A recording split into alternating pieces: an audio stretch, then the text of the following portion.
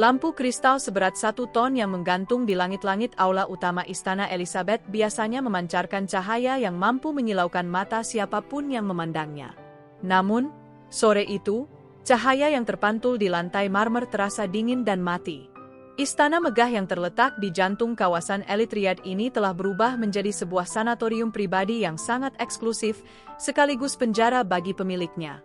Di dalam kamar utama yang luasnya menyamai luas rumah mewah di pinggiran kota, Elizabeth Al Fahd bersandar pada tumpukan bantal sutra. Wajahnya, yang dahulu sering menghiasi sampul majalah bisnis internasional sebagai janda terkaya dan paling berpengaruh di Arab Saudi, kini tampak kuyup. Kulitnya yang kuning langsat telah memucat, nyaris transparan, menonjolkan tulang pipi yang semakin tajam akibat nafsu makan yang hilang ditelan rasa sakit.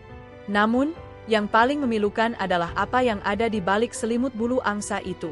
Sepasang kaki yang dahulu jenjang dan kuat, kini tergeletak kaku. Kecelakaan beruntun di jalan bebas hambatan setahun silam tidak hanya merenggut sopir setianya, tetapi juga meremukkan struktur tulang kakinya hingga ke tahap yang tidak masuk akal. Secara medis, Elizabeth menderita pengeroposan tulang progresif yang sangat agresif.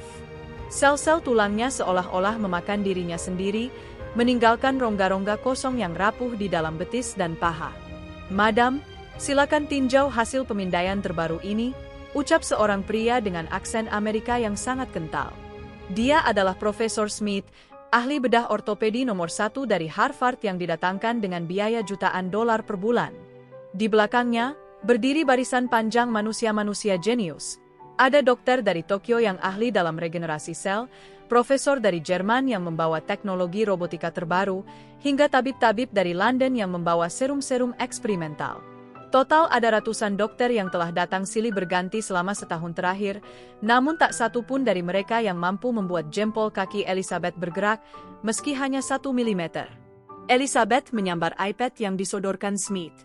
Matanya yang tajam memandang gambar röntgen hitam putih itu. "Lagi-lagi bayangan hitam ini. Aku tidak butuh penjelasan tentang kegagalan kalian, Smith. Aku ingin tahu kapan aku bisa berdiri dan menampar wajahmu karena ketidakmampuanmu." Suara Elizabeth menggelegar, memantul di dinding kamar yang kedap suara. Para dokter di belakang Smith serentak menundukkan kepala. Mereka adalah kumpulan manusia dengan gelar profesor, namun di hadapan penyakit Elizabeth, mereka tak lebih dari sekadar penonton yang tak berdaya. "Madam," Smith menarik napas panjang, mencoba mempertahankan profesionalismenya di tengah badai intimidasi.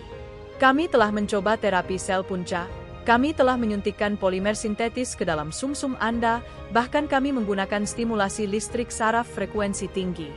Namun, jaringan Anda menolak semuanya. Tulang-tulang itu, mereka sudah mati secara biologis. Jika kita tidak melakukan prosedur amputasi dalam 48 jam ke depan, nekrosis ini akan memicu sepsis. Infeksi akan menjalar ke aliran darah, menuju ginjal, dan akhirnya menghentikan jantung Anda." Mendengar kata amputasi, Elizabeth membeku. Ruangan itu mendadak sunyi, begitu sunyi hingga suara embusan pendingin ruangan terdengar seperti desis ular. "Amputasi?" Elizabeth berbisik, namun nadanya jauh lebih menakutkan daripada teriakan. "Kau ingin memotong kakiku dan menggantinya dengan besi? Kau ingin aku berjalan dengan bunyi berderit seperti pintu tua? Di mana harga diri kalian sebagai ilmuwan?" Ia melempar iPad itu ke lantai hingga layarnya hancur berkeping-keping. "Keluar! Semuanya keluar! Jangan ada yang berani mendekatiku kecuali kalian membawa mukjizat, bukan gergaji mesin." Para dokter itu berhamburan keluar dengan wajah pucat. Mereka tahu, Elizabeth bukan hanya wanita kaya, dia adalah wanita yang memiliki akses untuk membuat karir seseorang berakhir dalam semalam.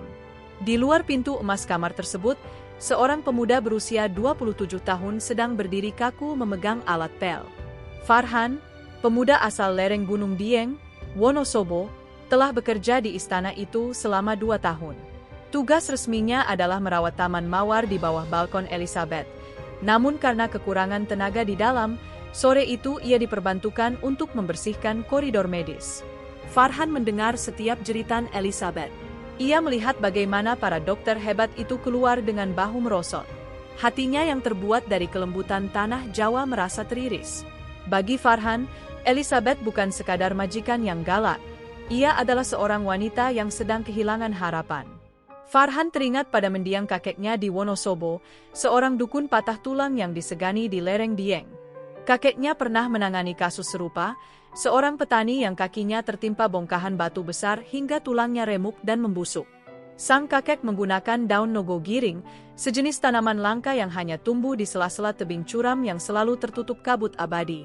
Sebelum berangkat ke Arab, kakeknya menyelipkan beberapa lembar daun kering itu ke dalam tas kecil Farhan.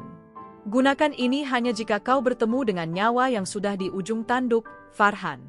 Ini bukan sekadar obat, ini adalah titipan bumi, pesan kakeknya kala itu.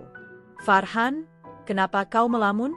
Cepat bersihkan pecahan kaca itu, tegur Yusuf, sesama TKI yang bekerja sebagai kepala pelayan. Farhan menatap Yusuf dengan mata yang berkaca-kaca. Yusuf, dokter-dokter itu ingin memotong kaki madam. Padahal kakinya masih bisa diselamatkan. Yusuf terbelalak, ia segera menarik Farhan ke sudut koridor. Kau bicara apa? Mereka itu profesor dunia. Kau hanya lulusan SMA dari Wonosobo yang kerjanya menyiram bunga. Jangan cari penyakit, Farhan. Kalau kau bicara sembarangan, kau bisa dipulangkan tanpa gaji, atau lebih buruk lagi, kau bisa dianggap menghina medis kerajaan. Tapi aku tahu cara menyembuhkannya, Yusuf. Daun nogogiring yang kubawa itu bisa menyambung apa yang sudah putus, bisik Farhan dengan nada yang sangat yakin. Yusuf menggelengkan kepala, menganggap temannya sudah gila karena tekanan kerja. Lupakan. Biarkan mereka bekerja. Kita hanya debu di istana ini, Farhan. Jangan mencoba menjadi pahlawan di tempat yang tidak mengenal pahlawan. Namun, Farhan tidak bisa lupa. Pikirannya melayang pada Elizabeth yang sedang menangis di dalam sana. Ia membayangkan betapa mengerikannya jika wanita seanggun itu harus kehilangan anggota tubuhnya. Farhan merogoh saku celananya, menyentuh bungkusan kain kecil yang selalu ia bawa. Aroma rempah tua dan tanah gunung tercium samar. Malam itu, Riyadh terasa sangat panas, namun di dalam istana Elizabeth, suasana terasa sangat dingin. Farhan berdiri di depan jendela taman, menatap ke arah balkon kamar Elizabeth yang gelap. Ia tahu, jika ia diam, besok lusa kaki itu akan hilang selamanya. Ia harus memilih, tetap menjadi pelayan yang aman tapi pengecut, atau menjadi orang asing yang nekat menawarkan mukjizat di tengah kepungan sains yang menyerah. Farhan menarik napas panjang, memantapkan hatinya. Gusti Allah, kulo nyuwun pitulung, ya Tuhan, saya mohon pertolongan, gumamnya dalam bahasa Jawa yang sangat halus. Ia memutuskan satu hal, ia akan masuk ke kamar itu besok pagi, dengan atau tanpa izin siapapun.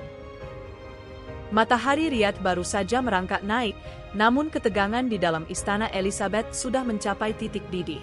Pagi itu adalah tenggat waktu terakhir. Di ruang tengah yang luas, Profesor Smith dan timnya telah menyiapkan meja bedah portabel dengan peralatan yang berkilau tajam di bawah lampu operasi. Suara denting alat medis yang beradu dengan baki logam terdengar seperti lonceng kematian yang mencekam. Elizabeth duduk di kursi rodanya, menatap kosong ke arah taman mawar di luar jendela. Wajahnya yang pucat pasi nampak kaku. Ia telah menyerah. Ia telah menandatangani surat persetujuan amputasi dengan tangan yang gemetar hebat, sebuah tanda tangan yang akan menghapus separuh dari jati dirinya sebagai manusia. Madam, saatnya kita memulai prosedur pembiusan, ucap Profesor Smith dengan nada datar, seolah-olah ia hanya akan memotong dahan pohon yang kering. Tepat saat jarum suntik berisi obat bius hendak menyentuh kulit lengan Elizabeth, pintu ganda setinggi 4 meter itu terbuka dengan sentakan keras. Brat! Semua orang di ruangan itu menoleh. Di sana berdiri Farhan. Ia masih mengenakan seragam tukang kebunnya yang berwarna coklat tanah, lengkap dengan sepatu boot yang sedikit berdebu. Wajahnya berkeringat, napasnya memburu, namun matanya memancarkan keberanian yang sanggup meruntuhkan keangkuhan siapapun. Hentikan, suara Farhan menggelegar, memecah kesunyian yang kaku. Siapa kau? Beraninya kau masuk ke sini, teriak Khalid, kepala keamanan istana, sembari berlari ke arah Farhan dan mencengkeram kerah bajunya. Keluar, atau aku akan mematahkan lehermu. Tunggu, Khalid, suara Elizabeth memotong. Suaranya lemah, namun tetap mengandung otoritas. Ia menatap Farhan. Kau, si tukang kebun Wonosobo itu. Apa yang kau lakukan di sini? Tidakkah kau lihat aku sedang bersiap untuk mati separuh? Farhan melepaskan diri dari cengkeraman Khalid dengan sopan namun tegas. Ia berjalan maju, melewati barisan dokter yang menatapnya dengan pandangan menjijikkan, seolah-olah ia adalah kuman yang mengontaminasi ruangan steril itu. Farhan berlutut tepat di depan kursi roda Elizabeth. Kepalanya menunduk hingga menyentuh lantai marmer, sebuah tanda hormat tertinggi dalam tradisi Jawa. Madam, suara Farhan kini melunak, namun penuh penekanan. Hamba lancang masuk karena hamba tidak sanggup melihat bumi menangis. Kaki Anda tidak boleh dipotong. Tuhan menciptakan Anda utuh, dan Anda harus tetap utuh saat menghadapnya nanti. Profesor Smith tertawa sinis, tawa yang merendahkan. Lihat ini, rekan-rekan. Seorang pemotong rumput mencoba mengajari kami tentang biologi manusia. Nak, kau tahu apa itu nekrosis? Kau tahu apa itu demineralisasi tulang akut? Kami menggunakan teknologi laser dan robotika, dan kami gagal. Apa yang kau bawa? Sapu? Farhan tidak menoleh pada Smith. Matanya tetap terkunci pada mata Elizabeth yang mulai berkaca-kaca. Madam, orang-orang hebat ini menggunakan mata kepala mereka untuk melihat luka Anda. Tapi mereka tidak menggunakan mata hati. Kaki Anda tidak mati, ia hanya sedang tidur karena trauma yang menutup aliran napas tanah di dalam tulang Anda. Saya membawa daun nogo giring dari tebing tertinggi di Wonosobo. Daun ini tidak pernah dilihat oleh satelit mereka, tapi ia telah menyembuhkan ribuan orang di desa saya. Ini gila, teriak seorang dokter dari Jerman. Ini adalah tindakan kriminal. Madam, jangan dengarkan dia. Dia hanya ingin mencari perhatian atau uang. Berapa harga kepalamu, Farhan? Tanya Elizabeth tiba-tiba. Pertanyaan itu membuat seisi ruangan terkesiap. Farhan mendongak. Nyawa saya adalah taruhannya, Madam. Jika dalam 3 malam kaki Anda tidak merasakan kehangatan dan jari kaki Anda tidak bisa bergerak, Anda boleh menyerahkan saya ke algojo kerajaan untuk dipenggal di alun-alun kota. Saya tidak meminta 1 rial pun. Saya hanya ingin Anda berjalan kembali. Keheningan yang luar biasa menyelimuti ruangan. Para dokter dunia itu saling berpandangan. Mereka merasa terhina karena seorang pelayan berani meragukan vonis mereka, namun di sisi lain, mereka juga ingin melihat kebodohan Farhan terbukti agar mereka bisa mencuci tangan atas kegagalan mereka. Elizabeth menatap tangan Farhan yang kasar, penuh dengan bekas luka goresan ranting mawar. Di tangan itu, Farhan menggenggam sebuah bungkusan kain kumal yang nampak sangat kontras dengan kemewahan istana. Profesor Smith, panggil Elizabeth tanpa mengalihkan pandangan dari Farhan. Simpan gergajimu. Kita tunda amputasi ini 3 hari. Tapi madam, ini sangat berbahaya. Infeksinya bisa? Cukup, bentak Elizabeth. Kalian semua sudah menyerah. Kalian sudah memutuskan untuk memotong kakiku. Jadi apa ruginya aku memberikan 3 hari untuk pemuda ini? Jika dia gagal, dia yang akan mati. Jika kalian yang benar, kalian tetap akan memotong kakiku nanti. Pergi kalian semua, biarkan pemuda Wonosobo ini melakukan apa yang ia yakini. Satu persatu, para dokter itu keluar dengan gerutuan kebencian. Omar, sepupu Elizabeth yang sejak tadi berdiri di pojok ruangan dengan senyum tipis, menatap Farhan dengan tatapan predator. Baginya, Farhan adalah pengganggu rencana besarnya untuk menguasai warisan Elizabeth. Kini, di ruangan itu hanya tersisa Elizabeth dan Farhan. Kau tahu apa yang kau lakukan, Farhan? Bisik Elizabeth. Jika kau gagal, aku tidak akan bisa melindungimu dari hukum. Mereka akan menyiksamu karena dianggap meracuniku. Farhan membuka bungkusan kainnya. Di dalamnya ada 7 lembar daun hijau kehitaman yang nampak sangat segar, seolah baru dipetik pagi itu padahal sudah menempuh perjalanan ribuan mil. Madam, ketakutan adalah racun yang sebenarnya. Sekarang, biarkan saya menyentuh kaki Anda. Farhan duduk di lantai, bersila dengan tenang. Ia mengambil batu kali yang ia bawa, lalu mulai menumbuk daun itu di atas ulekan kecil dari kayu jati. Setiap ketukan batu ke kayu mengeluarkan aroma tajam yang sangat aneh, campuran bau wangi mawar purba, aroma tanah basah setelah hujan, dan sedikit aroma pedas yang menyengat hidung. Saat Farhan mulai membuka selimut Elizabeth dan menyingkap perban medis yang putih bersih, ia melihat kaki yang sangat menyedihkan. Kulitnya pucat keunguan, dingin seperti es, dan nampak keriput karena otot yang menyusut. Farhan tidak merasa jijik. Ia justru meneteskan air mata. Ia teringat ibunya di kampung yang selalu memijat kakinya saat ia lelah pulang dari ladang. Dengan gerakan yang sangat lembut namun penuh tenaga, Farhan mulai mengoleskan lumatkan daun nogo giring itu ke sepanjang tulang kering Elizabeth. "Besme?" gumam Farhan.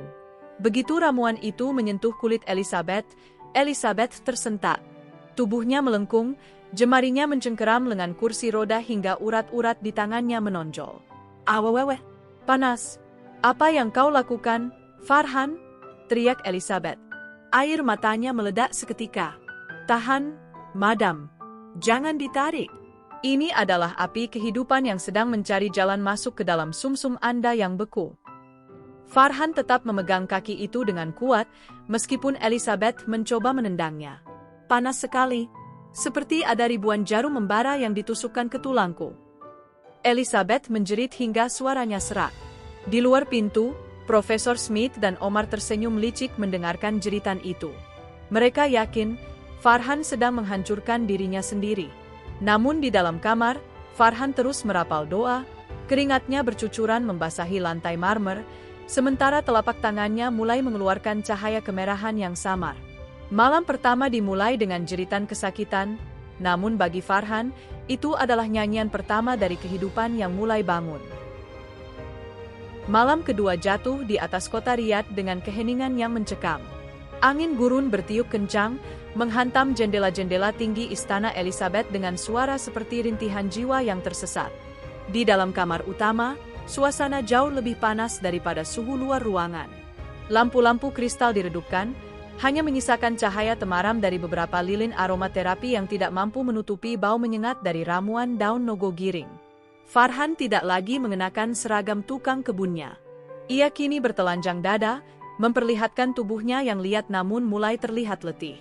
Peluh membanjiri punggungnya, mengalir turun ke kain sarung yang ia kenakan. Di hadapannya, Elizabeth terbaring di atas ranjang medis, namun wajahnya sudah tidak lagi pucat pasi. Ada rona merah yang tak wajar di pipinya, bukan rona kesehatan, melainkan rona perjuangan melawan rasa sakit yang hebat. "Farhan, tolong hentikan," rintih Elizabeth. Suaranya hampir habis, hanya berupa bisikan serak yang memilukan. "Aku lebih baik mati daripada merasakan ini lagi. Kakiku seperti sedang dibakar hidup-hidup dari dalam." Farhan tidak berhenti. Jemarinya yang kasar terus menekan titik-titik saraf di sepanjang tulang betis Elizabeth yang mulai membengkak dan berwarna merah tua. "Satu malam lagi, madam. Jangan menyerah sekarang. Jika kita berhenti, darah yang sudah mulai mencair ini akan membeku kembali dan menjadi racun bagi jantung Anda. Bertahanlah demi hidup Anda." Farhan mengambil sebuah mangkuk kecil berisi cairan hijau pekat yang sudah ia campur dengan parutan jahe merah dan minyak atsiri murni. Ia membasuhkan cairan itu ke telapak tangannya sendiri, lalu menempelkannya ke lutut Elizabeth. Begitu kulit mereka bersentuhan, suara desis samar seolah-olah terdengar, seperti besi panas yang dicelupkan ke dalam air dingin. Elizabeth menjerit histeris. Tubuhnya melenting di atas ranjang. Ia mencengkeram sprei sutranya hingga robek. "Kejam kau, Farhan. Kau bukan tabib. Kau adalah penyiksa." Di balik pintu kaca yang memisahkan kamar tidur dengan ruang observasi, Profesor Smith berdiri bersama Omar. Mereka menatap pemandangan itu dengan ngeri sekaligus puas. "Lihat itu," gumam Smith sembari menunjuk ke monitor jantung yang masih terpasang secara nirkabel pada tubuh Elizabeth. Tekanan darahnya melonjak ke angka 200. Ini adalah percobaan pembunuhan. Jantungnya tidak akan kuat menahan trauma rasa sakit sebesar itu. Omar tersenyum tipis, matanya berkilat penuh rencana busuk. "Biarkan saja. Jika jantungnya berhenti malam ini, maka si TKI itu yang akan memegang tanggung jawab penuh. Aku sudah menyiapkan dokumen untuk pihak kepolisian. Besok pagi, Farhan akan berada di balik jeruji besi, dan istana ini akan berada di tanganku." Namun, di dalam kamar, Farhan seolah-olah memiliki dunia sendiri. Ia menutup matanya rapat-rapat, mulutnya tak henti-henti merapalkan doa dalam bahasa Jawa kuno, Kidung Rumekso ing Wengi. Ia sedang melakukan teknik pengobatan yang paling berbahaya dalam garis keturunan kakeknya, transfer energi sangkal putung. Farhan mulai merasakan beban yang luar biasa. Setiap kali ia menekan kaki Elizabeth, rasa sakit yang dialami wanita itu seolah-olah berpindah ke tubuhnya sendiri. Bahu Farhan mulai bergetar hebat. Pembuluh darah di keningnya menonjol keluar. Ia merasakan tulang-tulang di kakinya sendiri seolah-olah mulai retak, menanggung beban kerusakan tulang Elizabeth. "Gus, paringono kekuatan?" bisik Farhan dengan napas yang mulai tersengal. Tiba-tiba, terjadi sesuatu yang mengerikan. Pori-pori di sepanjang kaki Elizabeth mulai terbuka lebar, dan dari sana mengalir cairan kental berwarna hitam pekat yang baunya sangat busuk, seperti daging yang telah membusuk selama bertahun-tahun.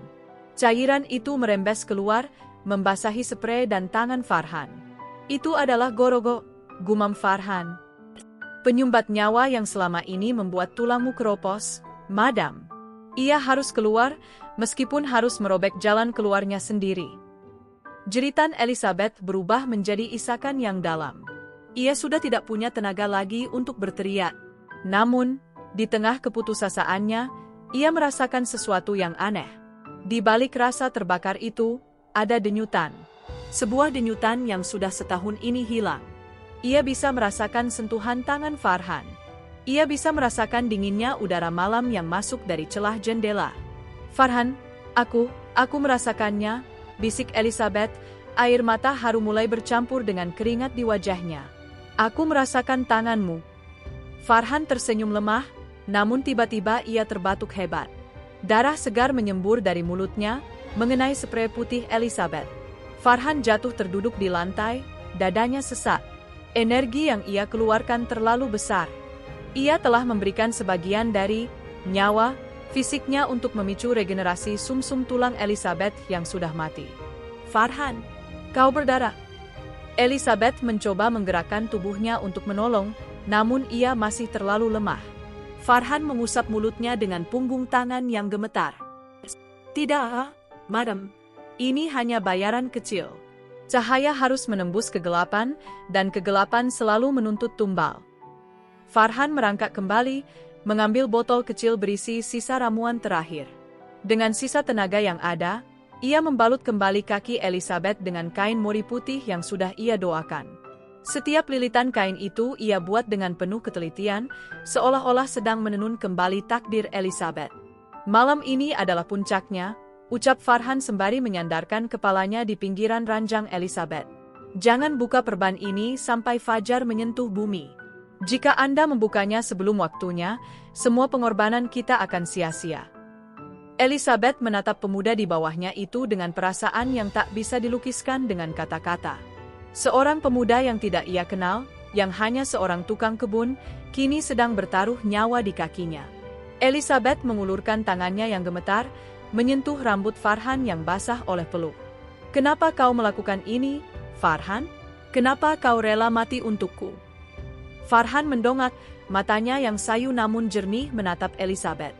"Sebab di Wonosobo, kami diajarkan bahwa kebahagiaan sejati bukanlah saat kita duduk di atas tahta emas, melainkan saat kita bisa membuat orang lain berdiri tegak kembali di atas kakinya sendiri. Tidurlah, madam. Malaikat penyembuh sedang bekerja." Namun, di luar ruangan, Omar tidak tinggal diam. Ia melihat Farhan yang sudah melemah sebagai kesempatan emas. Ia memanggil dua pengawal bayarannya dan membisikkan instruksi kejam. "Masuk setelah lampu dipadamkan. Ambil ramuan itu, dan pastikan kaki wanita itu tidak pernah melihat matahari pagi besok. Jika perlu, buat si tukang kebun itu tidak pernah bangun lagi." Malam itu, di dalam istana yang megah, sebuah drama pengkhianatan dan keajaiban sedang berpacu dengan waktu. Farhan yang terkulai lemas tidak menyadari bahwa bahaya yang lebih besar dari penyakit sedang mengintai di balik bayang-bayang koridor. Pukul 3 dini hari. Istana Elizabeth yang megah seolah-olah ditelan oleh kegelapan yang paling pekat. Keheningan di dalam kamar utama terasa tidak wajar, hanya menyisakan suara detak jam dinding yang terdengar seperti detak jantung yang sedang menghitung mundur waktu. Farhan masih terduduk lemas di lantai, menyandarkan punggungnya pada kaki ranjang Elizabeth. Napasnya pendek-pendek, wajahnya pucat pasi, dan sisa darah kering di sudut bibirnya menjadi saksi betapa besar energi yang telah ia tumpahkan. Di atas ranjang, Elizabeth tertidur dalam kondisi setengah sadar akibat kelelahan luar biasa setelah melewati puncak rasa sakit. Kakinya yang terbalut kain mori putih nampak sedikit bercahaya di bawah temaram lampu tidur, seolah-olah ramuan daun nogo giring sedang melakukan operasi gaib di dalam jaringan tulangnya. Tiba-tiba, telinga tajam Farhan yang terbiasa mendengar gesekan dedaunan di lereng Dieng menangkap suara yang asing. Bukan suara angin, bukan pula suara tikus. Itu adalah suara langkah kaki yang berusaha disamarkan di atas karpet Persia yang tebal. Klek! Pintu kamar terbuka sedikit. Dua bayangan besar menyelinap masuk dengan gerakan taktis. Di belakang mereka, Omar melangkah dengan wajah yang diselimuti kebencian. Di tangannya, ia memegang sebuah botol berisi cairan asam sulfat pekat. Begitu malang, Farhan, bisik Omar dengan nada rendah yang mengerikan. Kau pikir kau bisa menjadi pahlawan di istana ini? Kau hanya sampah dari desa terpencil yang mencoba mengacaukan rencana besarku. Farhan mencoba bangkit, namun kakinya terasa seberat timah. Tuan Omar, apa yang Anda lakukan?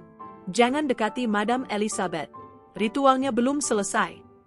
Omar tertawa pelan, suara tawa yang membuat bulu kuduk berdiri. Ritualmu akan berakhir malam ini, bersama dengan kakinya. Jika aku menuangkan cairan ini ke atas perban itu, bukan hanya sarafnya yang hancur, tapi seluruh dagingnya akan meleleh. Dan semua orang akan menyalahkan ramuan busukmu itu. Jangan! Farhan berteriak, namun suaranya hanya keluar sebagai bisikan parau. Omar memberi isyarat kepada dua pengawal bayarannya. Tanpa ampun, salah satu pengawal menendang dada Farhan hingga pemuda itu terjerembab ke sudut ruangan, menghantam lemari kaca. Perang! Kaca hancur berkeping-keping, melukai punggung Farhan. Pengawal lainnya mengunci tangan Farhan ke belakang, menekan wajahnya ke lantai marmer yang dingin. Lepaskan! Kalian akan merusak segalanya. Farhan meronta dengan sisa tenaga yang ada. Omar melangkah mendekati ranjang Elizabeth. Ia membuka tutup botol cairan asam itu. Bau menyengat menusuk hidung. Ia mengarahkan botol itu tepat di atas kaki Elizabeth yang sedang dalam proses regenerasi kritis. Selamat tinggal, kaki indah. Selamat tinggal, ahli waris tunggal Al-Fahd, gumam Omar dengan seringai iblis. Namun, di saat kritis itu, Farhan memejamkan mata. Ia tidak lagi mengandalkan kekuatan fisiknya yang sudah hancur. Ia merapalkan doa pamungkas yang pernah diajarkan kakeknya untuk situasi hidup dan mati, Aji Panyirepan. Ia menggigit lidahnya sendiri hingga berdarah, lalu menyemburkan darah itu ke arah lilin yang masih menyala di dekatnya. Seketika, api lilin itu membesar dan menyambar tirai sutra di dekat ranjang. Api berkobar dengan cepat, menciptakan kepulan asap tebal yang memicu alarm kebakaran istana. Ti. Suara alarm yang memekakkan telinga itu mengejutkan Omar. Tangannya gemetar, dan sebagian cairan asam itu justru tumpah ke tangannya sendiri. Tanganku, jerit Omar kesakitan saat kulitnya mulai melepuh. Keributan itu membuat Elizabeth terbangun dengan sentakan hebat. Ia melihat asap, ia melihat api, dan ia melihat Omar yang mengerang kesakitan serta Farhan yang sedang disiksa di lantai. Apa yang terjadi? Teriak Elizabeth. Melihat rencananya berantakan, Omar memerintahkan pengawalnya, bunuh pemuda itu sekarang. Cepat! Salah satu pengawal mencabut pisau belati dari balik pinggangnya, berkilat tajam di bawah cahaya api. Ia mengayunkan pisau itu ke arah leher Farhan. Farhan hanya bisa pasrah. Ia memejamkan mata sembari membayangkan wajah ibunya di Wonosobo. Brak! Pintu kamar didobrak dari luar. Khalid, sang kepala keamanan, masuk bersama pasukan elitnya. Mereka telah lama mencurigai gerak-gerik Omar, dan alarm kebakaran adalah sinyal yang mereka tunggu untuk bertindak tanpa melanggar privasi sang madam. Angkat tangan! Jangan bergerak! Teriak Khalid sembari menodongkan senjata api. Pengawal yang hendak menikam Farhan membeku. Omar, yang tangannya hancur terbakar asam, jatuh berlutut sambil menangis minta ampun. Namun, api sudah merambat ke sprei tempat Elizabeth berbaring. Madam, keluar dari sana, teriak Khalid panik. Api sudah mengepung ranjang Elizabeth. Para pengawal ragu untuk mendekat karena panas yang luar biasa. Di saat itulah, Farhan, dengan luka di punggung dan tenaga yang nyaris habis, merangkak menembus kobaran api. Ia tidak mempedulikan kulitnya yang ikut terbakar. "Farhan, pergi, selamatkan dirimu!" Elizabeth berteriak, air mata membanjiri wajahnya. "Tidak, Madam. Saya tidak akan membiarkan Anda terbakar." Farhan memeluk kaki Elizabeth yang masih terbungkus perban, menggunakan tubuhnya sendiri sebagai tameng dari jilatan api. Dengan kekuatan yang seolah-olah turun dari langit, Farhan menggendong Elizabeth keluar dari lingkaran api. Begitu mereka keluar dari area berbahaya, Farhan meletakkan Elizabeth dengan sangat lembut di lantai koridor yang aman. Farhan kemudian jatuh pingsan di samping kaki Elizabeth. Napasnya berhenti sejenak. "Farhan! Farhan, bangun!" Elizabeth memeluk kepala pemuda itu. Ia tidak peduli lagi pada statusnya. Ia tidak peduli pada hartanya. Petugas pemadam kebakaran istana segera memadamkan api, sementara tim medis mendekat. Profesor Smith berlari ke arah Elizabeth, hendak memeriksa kondisinya. Namun, Elizabeth mendorong tangan Smith dengan kasar. "Jangan sentuh aku. Kalian semua adalah pengecut yang hanya menonton saat pemuda ini bertaruh nyawa," teriak Elizabeth. Ia kemudian menatap perban di kakinya. Perban mori putih itu nampak kotor oleh abu dan darah Farhan, namun anehnya, bau harum bunga gunung justru semakin kuat tercium. Elizabeth merasakan sesuatu yang sangat dahsyat. Sebuah getaran kuat dari telapak kakinya menjalar hingga ke tulang punggung. Omar diseret keluar dengan tangan terborgol, meracau tentang hak waris yang hilang. Profesor Smith terpaku melihat kondisi kaki Elizabeth. Dari balik perban yang robek sedikit, ia melihat warna kulit yang tadinya pucat keunguan kini telah berubah menjadi merah muda yang segar, penuh dengan aliran darah yang sehat. Ini melanggar semua hukum medis yang kuketahui," bisik Smith dengan tangan gemetar. Elizabeth tidak mendengarkan. Ia terus mengguncang tubuh Farhan. "Bangun, Farhan, kau sudah berjanji akan melihatku berdiri. Jangan pergi sekarang." Tepat saat fajar menyingsing di ufuk timur Riyadh, jemari Farhan bergerak sedikit. Ia membuka matanya yang merah, menatap Elizabeth yang sedang menangis di atasnya. Farhan tersenyum tipis, sebuah senyuman yang sangat damai. "Fajar sudah tiba, Madam," suara Farhan nyaris tak terdengar. "Sekarang buangkan perban itu. Bumi sudah memberikan izinnya." Sinar matahari pagi yang lembut menembus jendela kaca besar di aula istana yang telah dibersihkan dari sisa-sisa tragedi malam tadi. Suasananya sunyi, namun penuh dengan antisipasi yang mendebarkan. Di tengah ruangan, Elizabeth duduk di sebuah kursi kayu jati yang dibawa khusus oleh Farhan dari gudang istana, kursi yang lebih sederhana, namun terasa lebih membumi daripada ranjang medisnya yang dingin. Ratusan dokter yang sebelumnya mencemooh kini berdiri berjejer di sepanjang dinding. Profesor Smith berdiri paling depan dengan wajah yang sulit diartikan, antara malu, tidak percaya, dan rasa ingin tahu yang besar sebagai seorang ilmuwan. Di sisi lain, Khalid dan para pengawal berdiri tegap, memberikan penghormatan kepada Farhan yang duduk bersila di lantai, tepat di bawah kaki Elizabeth. Farhan tampak sangat rapuh. Perban melilit punggung dan lengannya akibat luka bakar saat menyelamatkan Elizabeth dari kobaran api.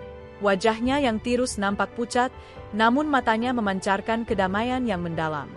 Ia memegang bungkusan kain mori putih yang melilit kaki Elizabeth, kain yang kini telah mengeras karena cairan ramuan yang telah meresap sempurna ke dalam pori-pori kulit. "Madam," suara Farhan memecah kesunyian, tenang namun berwibawa. 3 malam telah berlalu. Darah sudah bertemu dengan tanah, dan doa sudah dijawab oleh langit. Sekarang, izinkan saya membuka belenggu ini. Dengan tangan yang gemetar, Farhan mulai membuka lilitan kain mori itu satu persatu. Setiap putaran kain yang terlepas menimbulkan suara srek-srek yang membuat jantung semua orang di ruangan itu berdegup kencang.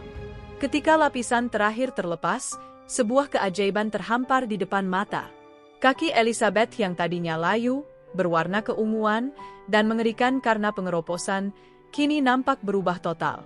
Kulitnya halus, berwarna merah muda yang sehat, dengan otot-otot yang nampak kembali berisi. Tidak ada lagi bau busuk, Yang ada hanyalah aroma wangi nogogiring yang kini telah menyatu dengan aroma tubuh Elizabeth. Profesor Smith, silakan periksa, ucap Farhan sembari memberikan ruang. Smith melangkah maju dengan tangan gemetar. Ia menekan jempolnya ke tulang kering Elizabeth. Jika sebelumnya tulang itu terasa lunak dan rapuh seperti kerupuk, kini tulang itu terasa padat dan keras seperti baja. Smith mengambil palu refleks dan mengetuk lutut Elizabeth. Deuge, kaki Elizabeth menendang ke depan secara spontan. Refleks sarafnya kembali bekerja sempurna. Seluruh dokter di ruangan itu terkesiap, beberapa dari mereka bahkan meneteskan air mata tak percaya. Ini mustahil, bisik Smith. Kepadatan tulangnya kembali ke angka normal dalam 3 hari. Saraf-saraf yang mati telah beregenerasi sepenuhnya. Ini bukan medis, ini adalah mukjizat. Elizabeth menatap kakinya sendiri dengan air mata yang mengalir deras. Ia mencoba menggerakkan jari-jarinya. 1, 2, 3, kelima jari kakinya menari dengan lincah. Farhan? Elizabeth memanggil nama itu dengan suara yang pecah oleh isak tangis. Bantu aku berdiri. Farhan bangkit berdiri, meskipun tubuhnya sendiri masih limbung. Ia mengulurkan kedua tangannya yang kasar dan dibalut perban. Pegang tangan saya, madam. Jangan lihat lantai, lihatlah masa depan Anda. Elizabeth mencengkeram lengan Farhan.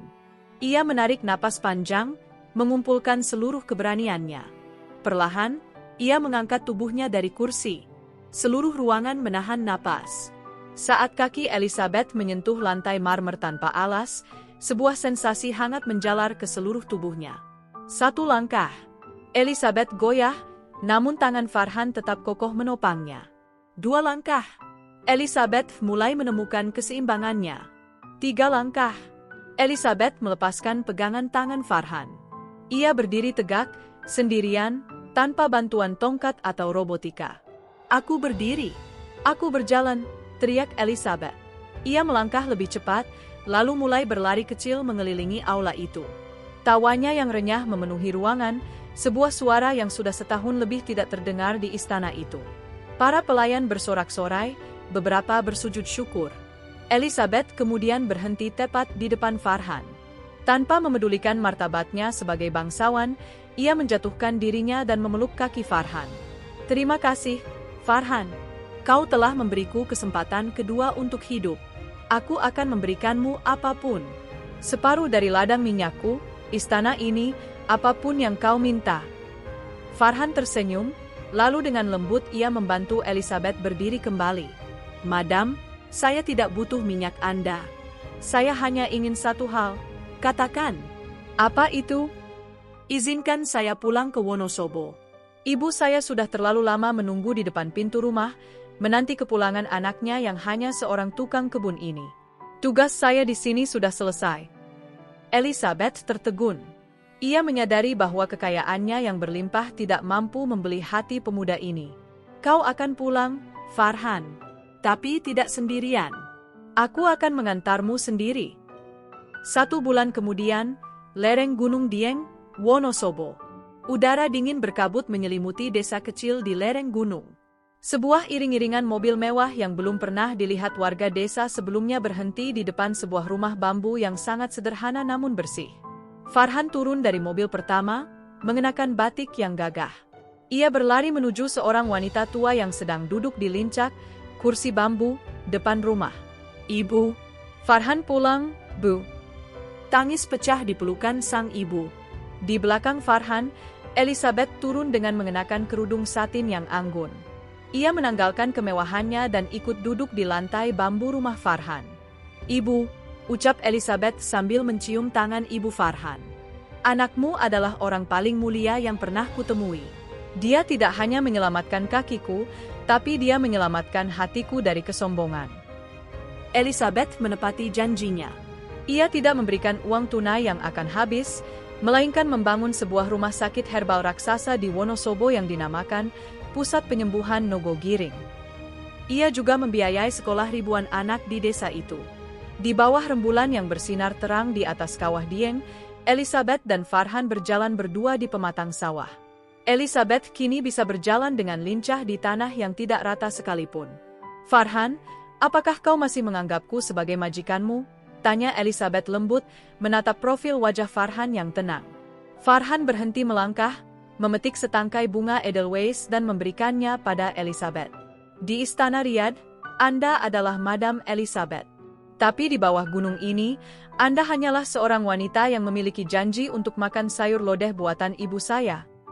Elizabeth tertawa, menyandarkan kepalanya di bahu Farhan.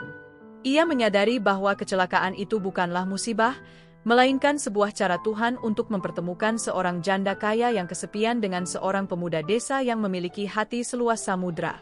Kaki Elizabeth memang sudah sembuh, namun perjalanan cintanya dengan Farhan baru saja dimulai. Sebuah perjalanan yang melintasi benua, kasta, dan bahasa yang disatukan oleh keajaiban daun langka dan ketulusan doa. 5 tahun telah berlalu sejak deru mesin jet pribadi Elizabeth pertama kali memecah kesunyian langit Wonosobo. Di lereng Gunung Dieng yang selalu dipeluk kabut, sebuah bangunan megah dengan arsitektur perpaduan Jawa dan Timur Tengah berdiri dengan kokoh. Itulah Baitul Shifa Nogo Giring, sebuah pusat penyembuhan yang kini menjadi rujukan dunia bagi penyakit-penyakit tulang yang tak tersembuhkan oleh medis modern. Namun, di balik kemegahan rumah sakit itu, ada sebuah kebahagiaan yang jauh lebih sederhana. Sore itu, matahari terbenam dengan warna jingga yang hangat, membasuh sawah-sawah terasering dengan cahaya keemasan. Di teras rumah kayu yang asri, seorang wanita cantik dengan abaya sutra berwarna hijau zamrud sedang duduk bersimpuh di atas tikar pandan. Ia tidak lagi memegang tas bermerek atau dokumen minyak bumi, tangannya kini terampil memetik tangkai-tangkai sayur mayur hasil kebun sendiri. Farhan, lihatlah. Anak kita sudah bisa berlari sampai ke ujung pematang, ucap Elizabeth dengan suara yang penuh kedamaian. Matanya mengikuti sosok bocah laki-laki berusia 3 tahun yang tertawa riang, mengejar kupu-kupu dengan lincah. Farhan, yang baru saja kembali dari kebun bibit Nogo Giring, meletakkan cangkulnya dan duduk di samping istrinya. Ia mengusap peluh di dahinya, lalu menatap Elizabeth dengan tatapan yang masih sama seperti saat ia pertama kali melihatnya di Istana Riyadh, penuh ketulusan dan pengabdian. Dia memiliki kaki yang kuat seperti ibunya, dan hati yang mencintai tanah seperti kakek buyutnya, jawab Farhan lembut sembari menggenggam tangan Elizabeth. Elizabeth menyandarkan kepalanya di bahu Farhan. Kadang ia masih merasa seperti sedang bermimpi. Bagaimana mungkin seorang wanita yang dahulu mengira dunianya telah berakhir di atas kursi roda, kini bisa merasakan dinginnya embun gunung di bawah telapak kakinya setiap pagi? Dulu aku berpikir bahwa harta adalah segalanya, Farhan, bisik Elizabeth. Aku pikir kesembuhan adalah tentang kembali menjadi kaya dan berkuasa. Tapi di sini, bersamamu, aku belajar bahwa mukjizat yang sebenarnya bukanlah saat aku bisa berjalan kembali, melainkan saat aku menemukan seseorang yang mau berjalan bersamaku di saat aku tidak bisa melangkah sama sekali. Farhan mengecup kening istrinya dengan taksim. Cinta itu seperti tanaman Nogo Giring, Elizabeth. Ia tumbuh di tempat yang paling sulit, di sela-sela tebing yang curam, dan hanya bisa dipetik oleh mereka yang berani bertaruh nyawa. Kita sudah melewati tebing itu. Tiba-tiba, Ibu Farhan keluar dari pintu rumah sambil membawa nampan berisi teh melati hangat dan ubi cilembu yang masih mengepulkan asap. Ayo, diminum dulu. Udara mulai dingin, jangan sampai anakmu masuk angin. Elizabeth tersenyum lebar.